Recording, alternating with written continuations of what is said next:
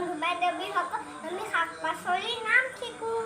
এইটো গাজৰ, এইটো তিয়ঁহ, এইটো বিলাহী, এইটো বেঙেনা,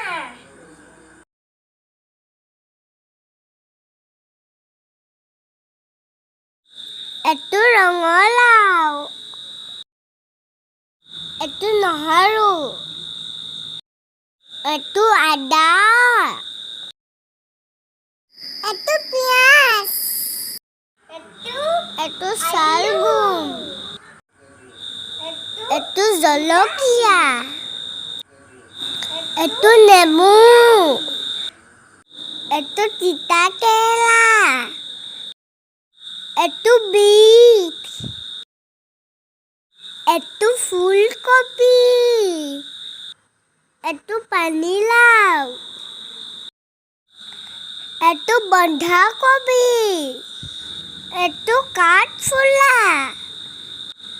এইটো মূলা,